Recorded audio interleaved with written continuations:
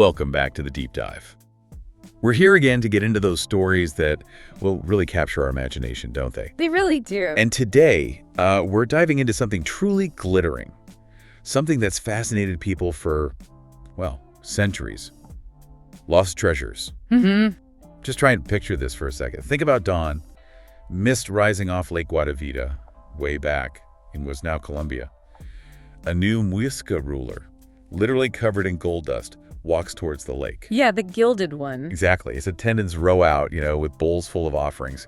It's not just a pretty picture, though, is it? It's like the start of one of history's biggest myths. It really is. The seed of something huge. Now let's jump forward. Centuries later, different continent. Think 20th century Philippines. Yeah. Steamy jungles, right? Whispered maps. People digging in the middle of the night. High stakes. And eventually, this massive lawsuit over a supposed hidden chamber stacked with gold. That's the kind of territory we're exploring today. It's this amazing mix, isn't it? Ancient rituals, rumors that just won't die, geopolitics, and, well, that deep human thing. That hunger for something lost. It's absolutely captivating. And that pull, that psychological grip, that's really what we want to get into today, isn't it? Yeah. The big question isn't just, where's the gold? It's why. Why do these stories of lost treasures stick with us so much? Why can't we let them go? They're like mirrors, reflecting our own hopes, our fears, maybe even what our society values deep down. And that's exactly what we're hoping to unpack for you. So today, you're joining us on a guided deep dive. We're crossing history, looking into the mind, society, culture. We want to find those points where, archaeology meets myth, where greed meets imagination. We'll look at some amazing historical accounts, get into the psychology behind it all, see how it's still relevant today, and uncover some truths and maybe some ethical issues that often get buried under all the excitement. Yeah, the less glamorous side. It's not just about finding imaginary gold, is it? It's really about understanding ourselves. Our goal today is to give you the shortcuts, the insights, the surprising facts, maybe a few aha moments without overwhelming you. Why do these legends have such a hold on us? And what you'll find, I think, is that legends like El Dorado or Yamashita's gold or even the incredible Mughal Peacock Throne, they're more than just stories.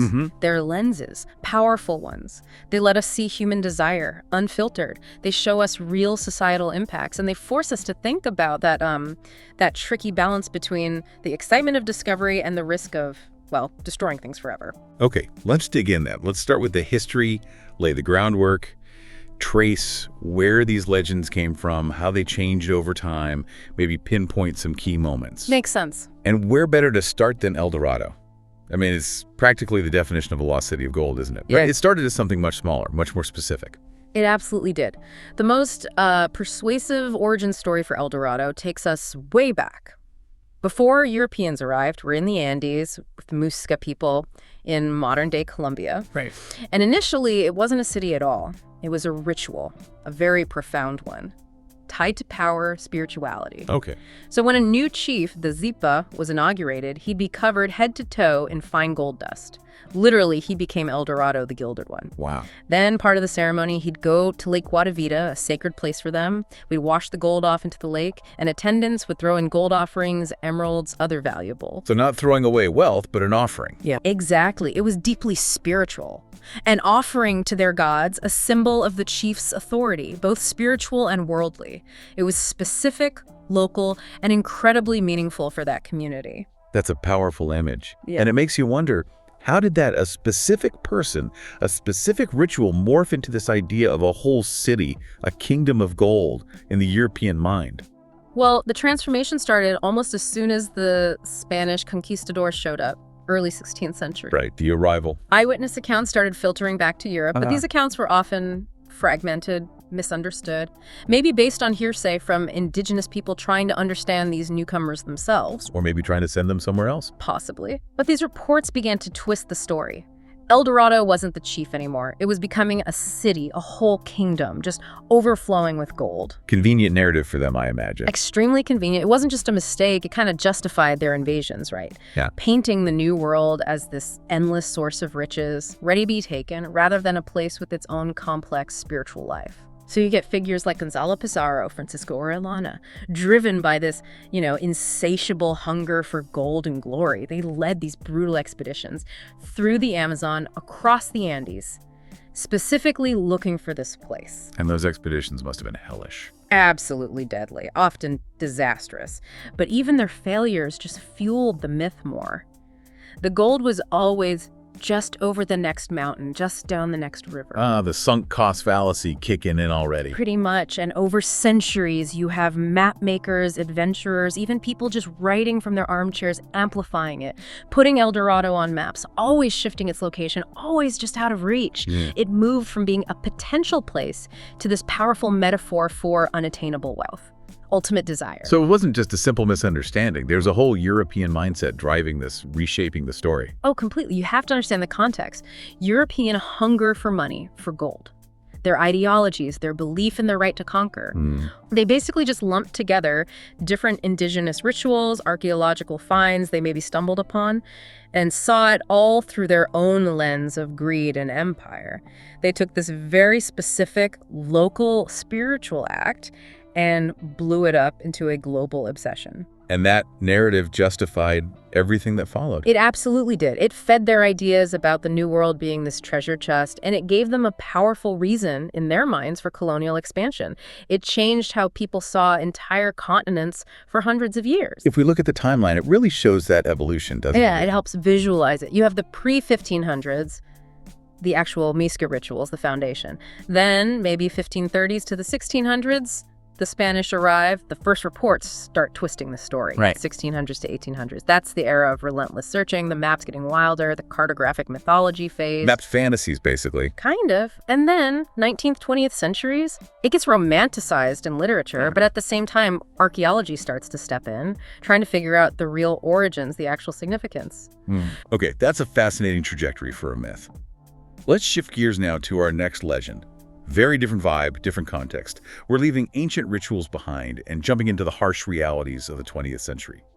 Yamashita's gold. Right. World War II, the Philippines, a story just tangled up in legal battles and, well, intense human drama. So what's the basic claim here? The core legend is that during World War II, the Imperial Japanese forces, particularly under General Tomoyuki Yamashita, the Tiger of Malaya, systematically looted vast amounts of treasure from across Southeast Asia. We're talking gold jewels. Gold bars, jewels, precious metals, priceless cultural artifacts, basically anything valuable stripped from banks, museums, temples, private homes in places like Malaysia, Singapore, Burma, Indonesia. A massive operation. Allegedly, yes. An immense hoard. And the story goes that this loot was brought to the Philippines, Japan's headquarters in the region, and hidden in intricate tunnel systems, caves, under complexes, just before Japan surrendered in 1945. And then the legend took off after the war. Exactly. It really surged in the post-war years, fueled by rumors, whispers, then more organized treasure hunts. And, crucially, some very high-profile legal cases really brought it into the spotlight. The sheer scale of the alleged treasure people, talk billions, even trillions, keeps that dream burning. And one case in particular stands out, doesn't it? The Rogelio Roxas versus Marcos saga. That seems central to the modern myth. It absolutely is, a cornerstone. Can you walk us through that? What happened, and maybe more importantly, what does it tell us about how the legal system deals with these kinds of claims? Okay, so Rogelio Roxas was a Filipino locksmith and amateur treasure hunter. In 1971, he claimed he found a tunnel complex near Baguio City. Inside, he said, was a solid gold Buddha statue filled with diamonds, plus crates of gold bars. Part of Yamashita's loot, he believed. Wow, the jackpot, supposedly. He said he managed to move the Buddha and some bars. But then, he claimed, agents connected to President Ferdinand Marcos raided his home and took it all. The plot thickens. The government involvement. Right. Years later, after Marcos was ousted and living in exile in Hawaii, Roxas sued him there in 1988. Yeah. This lawsuit dragged on for years, even after both Roxas and Marcos died, involving their estates. So what did the courts decide? Did they confirm the treasure existed? That's the fascinating part. The courts grappled with tons of testimonial evidence, Roxas's maps, the whole highly charged political backdrop of the Marcos regime. A messy situation. Very. Ultimately, the courts did find Marcos liable for basically converting the treasure Roxas found. They awarded Roxas's estate significant damages. Initially, a mind-boggling $22 billion, though that got reduced later on appeal to much less, but still substantial amounts for the value of the Buddha and the bars Roxas claimed he initially recovered. So they acknowledged the theft. They acknowledged his claim of discovery and the subsequent theft, But crucially, the rulings didn't provide that sort of smoking gun physical proof of the entire legendary Yamashita hoard, the billions supposedly still hidden. Right. It's a legal finding based on testimony, not an archaeological validation of the whole legend. Exactly. It shows how complex these claims are, legally and politically. How courts sometimes have to rely on narratives on what people testify happened, rather than demanding, scientifically verified physical evidence of the whole vast treasure. It's this weird intersection of law and folklore. A legal ruling on theft, but maybe not on the full extent of the underlying myth. That's a key distinction. It really is. And looking at the timeline for Yamashita's gold, it's much shorter than Eldorado's, but just as impactful in its own way. Definitely. You've got 1942-45, the Japanese occupation, the alleged looting and hiding. Then maybe the 50s through the 80s.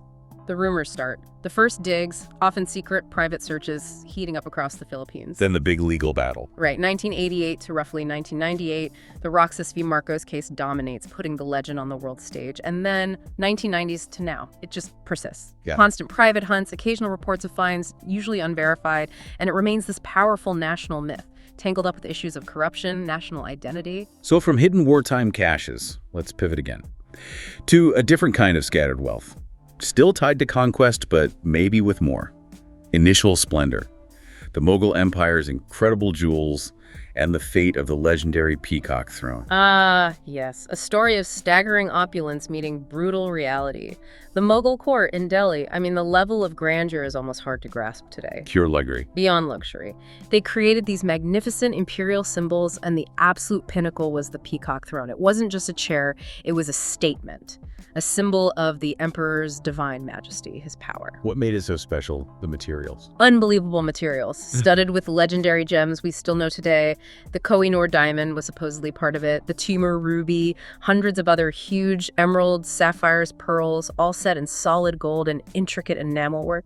Wow. It took years to build, thousands of artisans. It was a physical manifestation of their golden age, their wealth, their artistry. An incredible symbol. But it met a pretty dramatic end, didn't it? Nadir Shah's invasion kind of changes everything. It does, violently. It shows how fast immense wealth and power can just vanish or be transformed.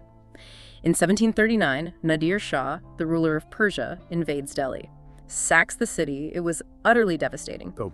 For weeks, his forces took an unimaginable amount of loot. The treasure train leaving Delhi was supposedly miles long, and the centerpiece, the Peacock Throne, or at least its most valuable bits. So it wasn't just stolen and hidden somewhere. That's the key point here. It wasn't like Yamashita's gold supposedly buried. The throne's components, those legendary jewels, they were dispersed. Nadir Shah took them back to Persia. Later rulers reused them, recut them, put them in new crowns, new settings. So it was broken up. Exactly, scattered. The original throne likely ceased to exist as a single object. This dispersal is what fuels the enduring rumors of lost Mughal treasures. It's not about a hidden hoard. It's about the violent fragmentation of cultural heritage through conquest and geopolitics. And that makes tracing those individual gems incredibly hard, I imagine. Almost impossible. Many of those famous jewels, like the Koh-i-Noor, passed through Persian, Afghan, British hands, recut, reshaped. Their forensic history is incredibly murky. The original throne was likely dismantled, its parts scattered across empires, becoming individual legends themselves. So looking across these three examples, Whisker ritual, WWII plunder, Mughal conquest, Yeah. you really do see a pattern emerging, don't you? These legends aren't static, they're alive. They absolutely are, and that's the really crucial takeaway. Whether it's a local ritual like El Dorado's origin, the imperial loot from Delhi, or the wartime plunder tied to Yamashita, these stories don't just pop up fully formed. Right. They become myths through this dynamic process, storytelling, constantly retold, driven by money, by economic incentives, shaped by political narratives that really resonate with people. So there are stages to this. You can kind of see stages, yeah. There's an origin, usually a real event or practice. Then an enrichment phase, details get added, exaggerated, maybe maps appear, witnesses come forward. Making it more concrete. Right.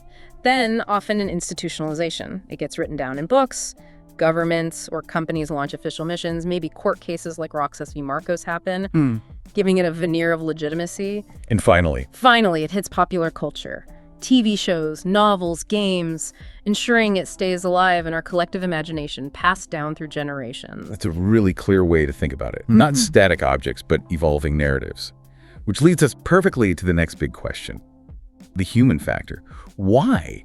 Why do these myths grip us so tightly? Let's put on our psychology hats. Okay. What's really striking is how these treasure quests seem almost perfectly designed to tack into fundamental human needs. Like what? Well, for one, they offer a sense of meaning, an existential purpose almost. You get this compelling story arc, a clear goal, huge risks and challenges, and then this potentially life-altering reward at the end. The classic hero's journey, almost. In a way, yeah. And the pursuit itself, it fires up our brain's reward systems. Those risk-reward circuits go into overdrive, much like gambling. There's a huge hope bias. We overestimate our chances of success, thinking we'll be the lucky one. Optimism bias. Exactly. And then there's the really tricky one, sunk cost escalation. Ah, yes. Throwing good money after bad, essentially. Precisely. People invest so much time, money, effort, maybe even relationships, that walking away feels impossible.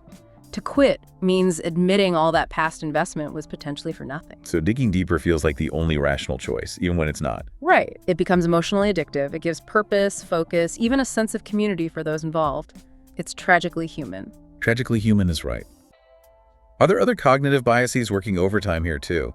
Are brains playing tricks on us? Oh, definitely. Our minds are pattern-making machines, sometimes seeing patterns where there are none. Confirmation bias is huge. Seeing what you want to see. Basically, yeah. We unconsciously look for and prioritize any evidence, a vague map line, an odd rock formation that supports the treasure claim, while dismissing anything that contradicts it. A geologist says the tunnel is natural. Ignored. We're also prone to pattern seeking and agency detection, seeing intention behind random events. An old story surfaces after an earthquake. The treasure hunter connects it. Aha! The quake shifted the hidden chamber, not just geology. So these biases just amplify the belief, creating this self-feeding loop. Exactly. Every little clue, no matter how flimsy, just reinforces the conviction. And it's not just individuals getting caught up, is it? These hunts often create groups, little communities. How does that group dynamic play into it? That's a huge factor. These quests often create distinct social groups, almost like treasure tribes. Insiders versus outsiders. Right. You have the insiders with the secret map or knowledge versus the skeptics. You have the myth keepers who guard the legend versus the critics. And being part of that group reinforces the belief. Absolutely. It taps into social identity theory, that deep human need to belong, to identify with a group and uphold its beliefs. Being part of a shared quest, especially one with high stakes and the sense of secret knowledge, is incredibly powerful. It strengthens individual commitment, makes it harder to question the group's beliefs, harder to leave. So the psychology is powerful both individually and socially. But let's zoom out. What are the effects on wider society, on communities, even nations? Well, connecting this to the bigger picture, when a treasure myth really takes hold in a place, the local impact can be dramatic. Often you see these intense boom and bust cycles. Money flows in temporarily. Yeah, maybe tourism kicks up, people flock to the site, you get a cottage industry, guides, permit sellers, people offering digging services. It can bring in cash, jobs for a while. But there's a downside. Often, yeah, risk of exploitation.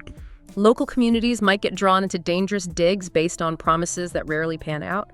It can lead to economic instability when the boom inevitably busts, social disruption, disillusionment. And how do these treasures get woven into the national story? You mentioned Yamashita's gold in the Philippines. They become incredibly powerful symbols. Yamashita's gold is a prime example. It's not just about gold bars anymore. It's become this lens for talking about national corruption, the legacy of colonial plunder, both Spanish and Japanese, or this deep sense of national loss. A symbol for deeper issues. Exactly. It's a touchstone. Represents unaddressed grievances, a desire for justice, maybe a belief that the nation's true wealth is hidden or stolen.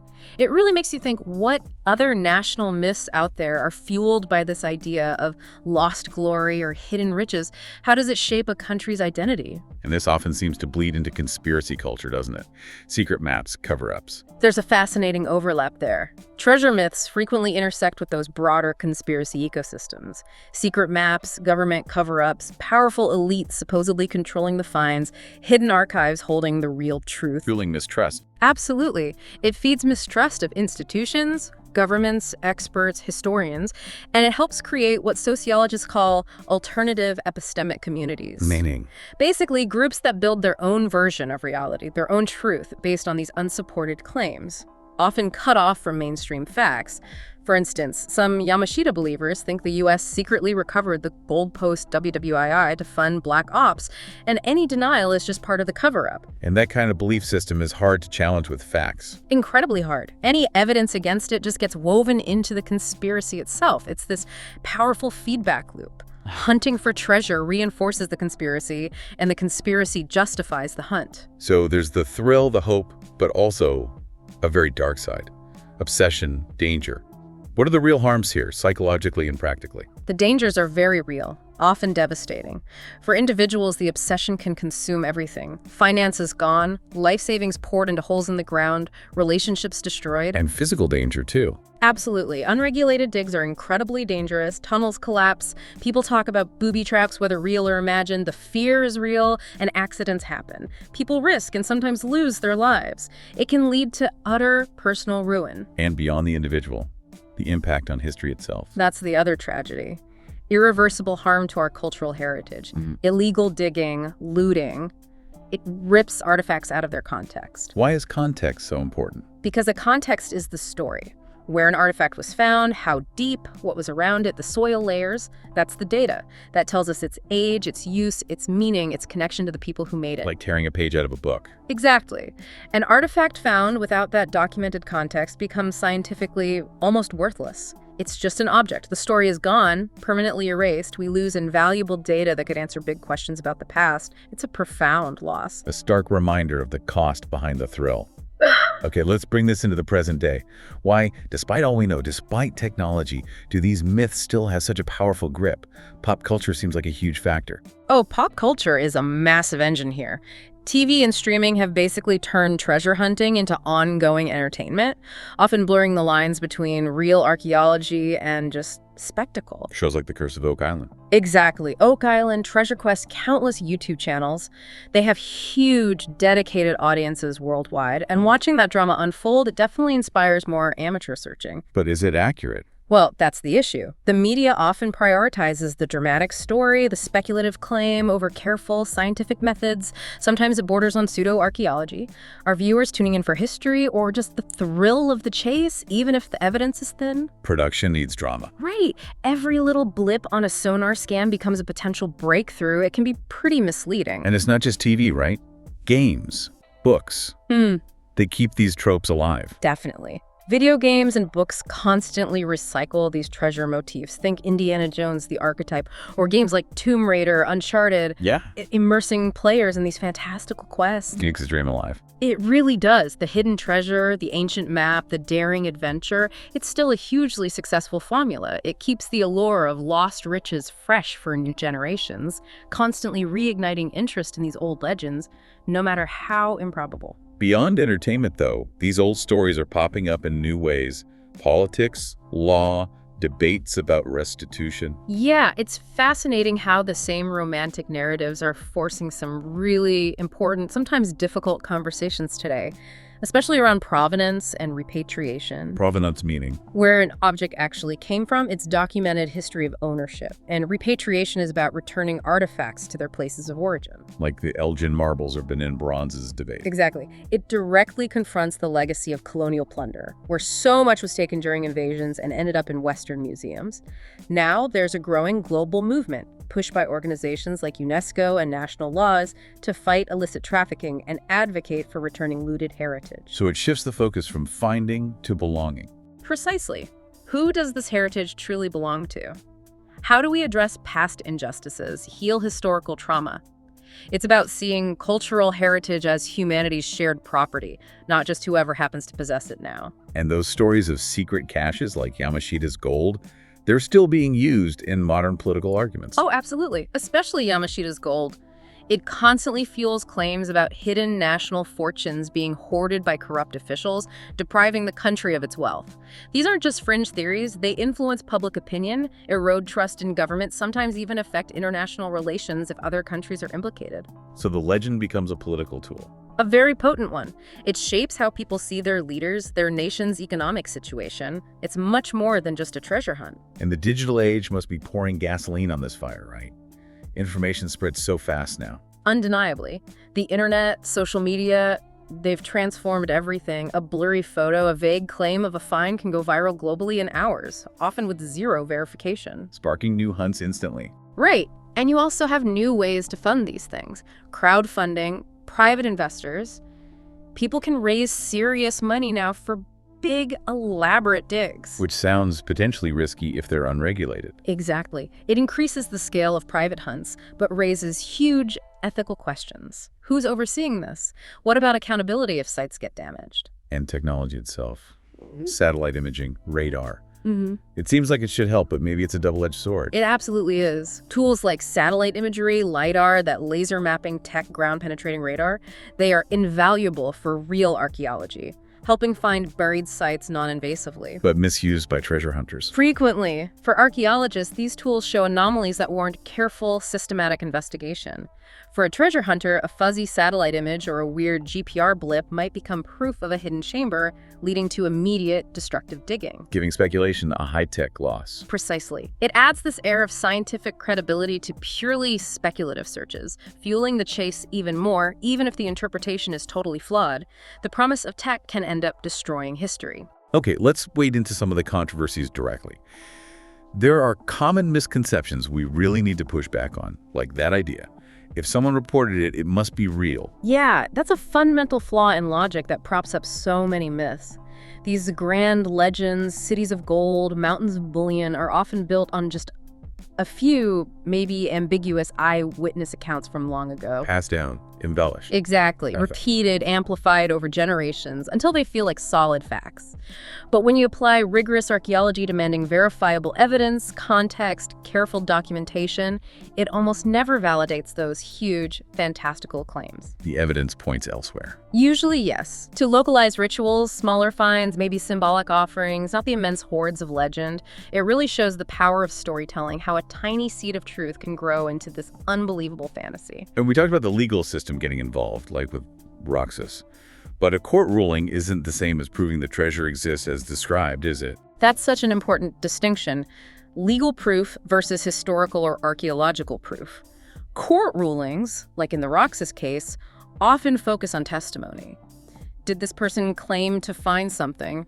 Was it then taken from them illegally? Establishing rights and wrongs. Right. They can award damages based on finding that, yes, a theft likely occurred based on the evidence presented, primarily testimony. But that doesn't automatically mean the entire legendary hoard, the billions, is physically verified. So, legal outcome versus scientific verification. Crucially different. A legal judgment might recognize a claim of theft based on the standard of proof in court, without definitively confirming the existence or scale of the treasure in the way science would demand tangible, verifiable, peer-reviewed evidence. And maybe the biggest misconception, certainly the most damaging from an archaeological perspective, is confusing looting with research. Oh, absolutely. It's the most destructive idea. Finding an artifact by just ripping it out of the ground, looting, it fundamentally destroys its story, its value, scientifically speaking. Because the context is gone. Completely. Where it was, how deep, what else was nearby, the soil layers. That's the information. That lets us understand its age, its function, its cultural meaning. Without context, it's just an object. Mute. Like finding one word from a lost language. A great analogy. Many treasure finds are rendered scientifically worthless because the context, the key to understanding, is gone forever. It's a permanent loss of history, turning potential knowledge into just a curiosity. Beyond these myths, what about the hidden costs? The things that get overlooked in the excitement? Environmental damage, for instance. That's a huge one, often ignored. Unauthorized digs, especially large-scale ones, can cause massive environmental damage. Erosion, destabilizing hillsides, leading to landslides. Especially in vulnerable areas. Exactly. Polluting groundwater with debris or chemicals. Endangering wildlife. In places like the Philippines, years of unregulated digging for Yamashita's gold have left toxic pits, contaminated water sources, lasting scars long after the diggers leave. And what about the human cost? Especially for communities whose heritage is being dug up. There's trauma there, isn't there? Cultural appropriation. This is critically important and deeply sensitive. For communities that have been colonized or looted in the past, these treasure narratives, especially when driven by outsiders, can reopen old wounds. deepen historical trauma. How so? Because the focus is always on the treasure, its monetary value, its exoticness. It often ignores or even trivializes the human suffering involved in its original acquisition, or the violence of the search itself. It can feel like a continuation of colonial exploitation, valuing the object over the people and their history. Reducing heritage to a commodity. Precisely. For many indigenous groups, digging on ancestral land is desecration, another assault on their identity. That's why involving local communities, respecting their views, isn't just ethical, it's essential for any real understanding. And finally, even if someone did find, say, a Mughal jewel, how hard is it to actually prove what it is, where it came from? That's another huge practical challenge. Many of these legendary items, especially jewels and metals from big imperial hoards, weren't just hidden. They were moved, melted down, recut, reset over centuries. Changing form completely. Often, yes. Take the Kohinoor. Its size, its cut, changed dramatically as it passed through different empires. The name might persist, but the physical object is altered, tracing its precise origin, its exact journey. Extremely difficult, sometimes impossible, especially if records are lost or were never kept. Like trying to reassemble a puzzle when the pieces have been melted and reformed. A perfect way to put it. Forensic identification becomes incredibly challenging. Okay, so given all this complexity, the myths, the realities, the dangers, what's the general consensus among mainstream scholars? How do historians and archaeologists view these grand treasure claims? The dominant view among reputable scholars is what you might call skeptical historicism, meaning they treat the biggest claims, the cities of gold, the vast, buried hoards, primarily as mythic exaggerations. They acknowledge there's often a kernel of truth, a real ritual, real plunder, but believe it's been massively inflated over time by folklore, greed, political agendas. So focus on verifiable evidence. Exactly. Their approach emphasizes rigorous documentation, understanding the cultural and historical context deeply, and interpreting evidence conservatively, prioritizing what can actually be verified over speculation. They know the thrill of discovery needs to be balanced with scientific rigor. But there must be alternative views, right? From enthusiasts, maybe conspiracy theorists. What do those sound like, and why are experts usually wary? Oh, definitely. You have treasure hunting communities, some authors who propose much more elaborate, often quite fantastical narratives. Like what kind of claims? Things like secret government retrievals of Yamashita's gold funding Cold War black budgets. Yeah. Intricate maps hidden in archives waiting for the chosen one, covert operations by the CIA or military figures. Stuff that sounds like a movie plot. Pretty much. And these claims, especially around Yamashita's gold, were often popularized in books that suggested huge conspiracies. But the problem is, they consistently lack credible, verifiable evidence that stands up to independent scrutiny. Relying on conjecture. Often, yes. Conjecture, circumstantial evidence, maybe deliberate misreading of historical documents, they don't usually hold up under the kind of critical, peer-reviewed analysis that serious scholarship requires. So with all these conflicting views, what do the experts stress as the most important principles for dealing with these stories responsibly? Ethically. They consistently emphasize a few key things. First, a multidisciplinary approach is crucial, combining archival research, geology, remote sensing tech like LiDAR, and local oral histories or indigenous knowledge gives the most complete picture. Not just digging holes. Definitely not. Second, the absolute importance of provenance and context. Understanding where something came from and its setting is paramount. And third, strict ethical safeguards, adhering to laws, preventing looting, protecting heritage. Organizations like UNESCO are vital here, promoting cooperative, international protection. It's about shared heritage, not private gain. Let's look at some real-world examples now, some case studies that illustrate these points. What actually happened at Lake Guatavita when people tried to find El Dorado? Guatavita is a classic case study in obsession. For centuries, literally from the 16th to the 19th, explorers made these incredibly ambitious, often destructive attempts to drain the lake. Drain it, wow. Yeah, one famous attempt in 1580 involved cutting a massive notch in the lake's rim to lower the water. An incredible feat of engineering for the time. And did they find anything? Did they find the city of gold? Nope. They did recover some gold artifacts confirming the Muisca did make offerings there, but no city, no massive hoard. Mostly the attempts ended in financial ruin for the explorers and environmental damage to a sacred site. So it proved the origin story had truth, but the myth was inflated. Exactly. A perfect example of how a real localized ritual ballooned into this continent-wide obsession that ultimately found, well, not what the myth promised. And the Roxas versus Marcos case, that really highlights the legal and political messiness, doesn't it? It really does. Roxas's claim about the Golden Chamber, the alleged theft by Marcos's regime, it led to this incredibly complex, long-running lawsuit, testimony, maps, politics, accusations. And the outcome was complicated, too. Very. Courts awarded damages, acknowledging Roxas's claim of finding something and it being taken. But it didn't definitively prove the existence or scale of the legendary Yamashita hoard in an archaeological sense. The debate still rages in the Philippines. So it shows the limits of legal proof in settling historical or mythical questions. Absolutely. It highlights those evidentiary challenges, how legal outcomes can depend on testimony and political context without necessarily providing the clear-cut physical proof historians would need. Now, the Peacock Throne story is different. That was real wealth, violently dispersed.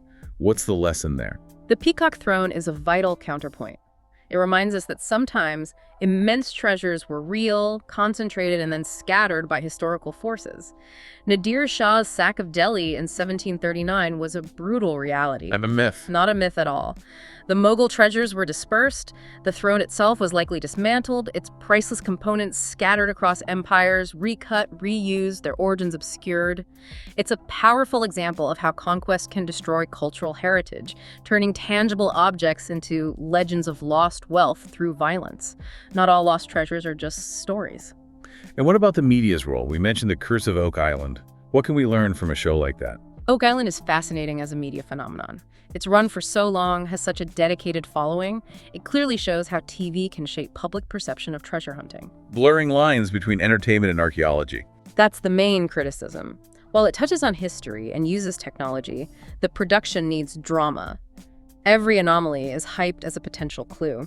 It keeps people watching. But critics argue it promotes pseudo-archaeology, as years of digging have yielded little of major scientific significance compared to the resources spent. But it does get people interested in history. That's the flip side. It undeniably sparks interest in the past, in mystery. It just highlights that tension between telling a compelling story for entertainment and adhering to strict scientific methods. It's clear these myths aren't treated the same way everywhere. How do different cultures approach these stories based on their own histories? That cultural lens is really important. In Latin America, El Dorado is now discussed much more in the context of indigenous ritual versus colonial greed.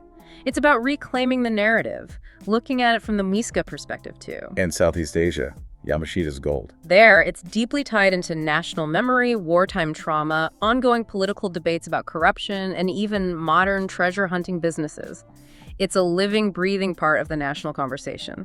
South Asia and a Mughal loot.